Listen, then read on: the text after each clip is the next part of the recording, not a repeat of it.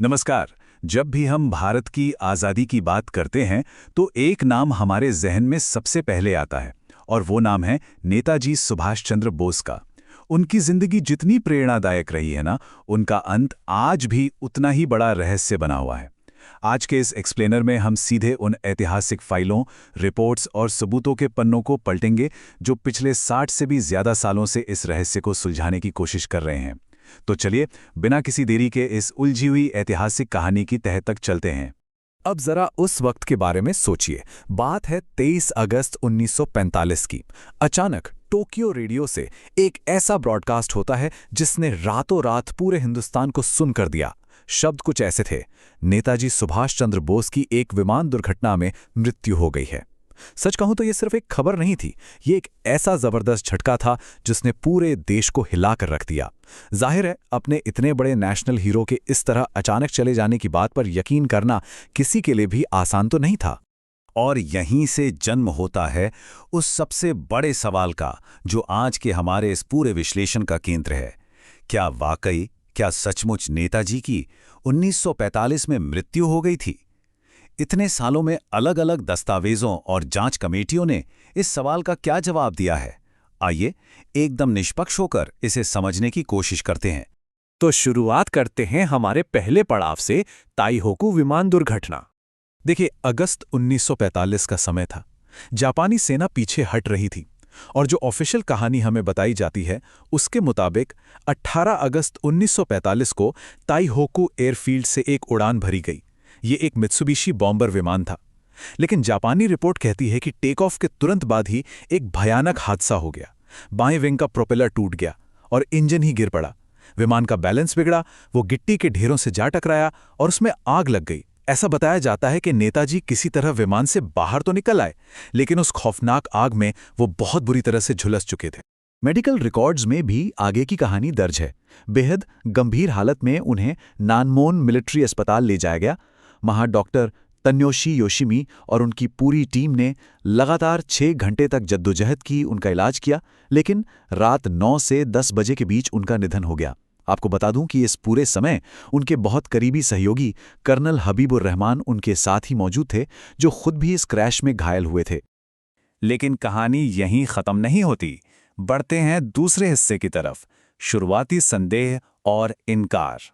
अब देखिए, जापानी सरकार ने तो अपनी बात कह दी, लेकिन भारत में किसी ने भी इस पर आंख मूंद कर यकीन नहीं किया। और इस बात का सबसे बड़ा सबूत जानते हैं क्या है? खुद महात्मा गांधी का एक छोटा सा लेकिन बेहद गहरा मैसेज। उन्होंने नेताजी के परिवार को टेलीग्राम भेजकर बस इतना कहा: श्राद्ध मत करो।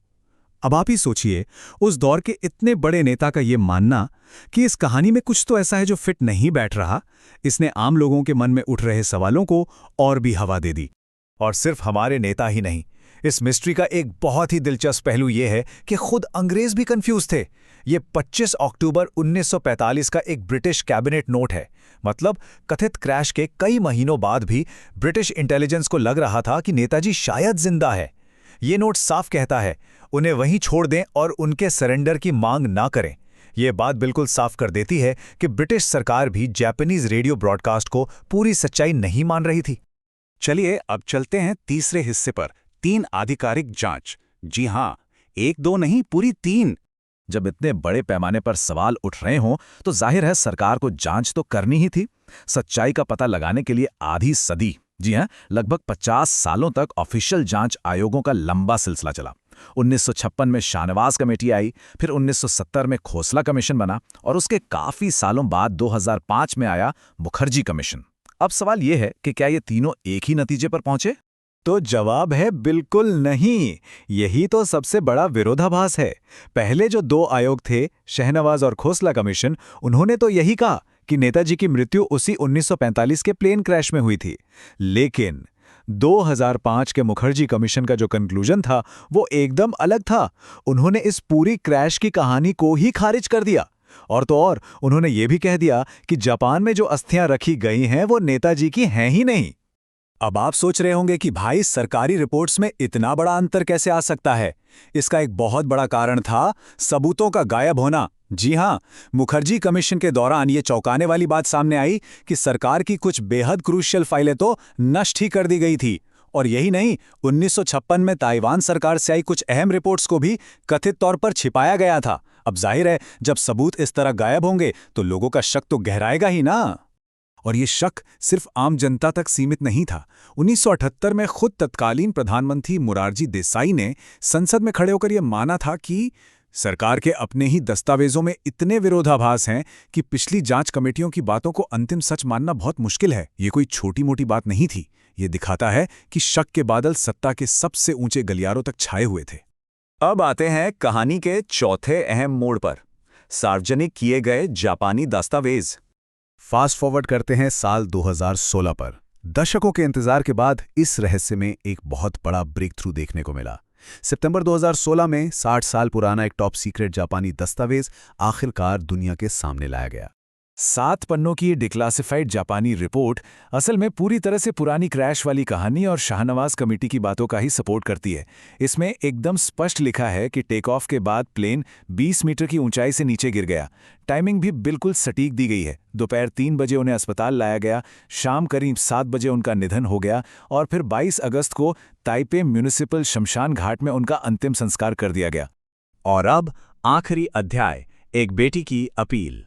देखिए, पॉलिटिक्स, फाइल्स और इन सरकारी पचड़ों से इतर इस कहानी का एक बहुत ही इंसानी और इमोशनल पहलू भी है।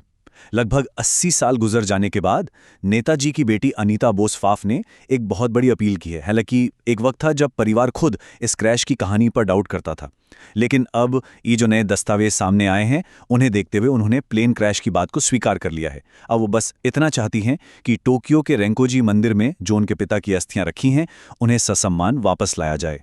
उनकी ये मार्मिक अपील सच में किसी को भी भावुक कर सकती है।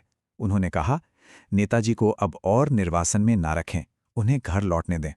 ये चंद शब्द हमें बताते हैं कि ये मुद्दा सिर्फ एक हिस्टोरिकल मिस्ट्री का नहीं है।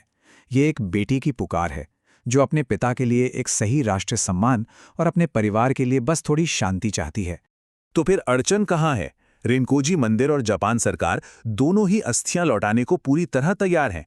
दिक्कत यह है कि भारत की लगातार कई सरकारों ने इस पर कोई भी फाइनल फैसला लेने से हमेशा हिचकिचाहट दिखाई है, और सच कहूं तो इसका कारण पूरी तरह से राजनीतिक है। सरकारें इस बात से डरती हैं कि अगर उन्होंने अस्थियों को स्वीकार कर लिया तो देश में नेताजी के उन अनगिनत समर्थकों का क्या रिएक्शन होगा जो आज भी यही मानते हैं कि वो प्लेन क्रैश कभी हुआ ही नहीं था। खैर, इसी के साथ हम अपने इस विश्लेषण के बिल्कुल अंत में आ गए हैं। जाते जाते एक सवाल छोड़कर जा रहा हूं। एक राष्ट्र के लिए अपने नायकों को इस तरह निर्वासन में, विदेश में छोड़ देने का आखिर क्या अर्थ है? और क्या उन्हें उनके अपने घर लाए बिना इतिहास का ये पन्ना कभी पूरी तरह से बंद हो सकता है? ये एक ऐसा सवाल है जो हम सबको सोचने पर मजबूर करता है। हमारे साथ इस एक्सप्लेनर में जुड़ने के लिए आपका बहुत बहुत धन्यवाद।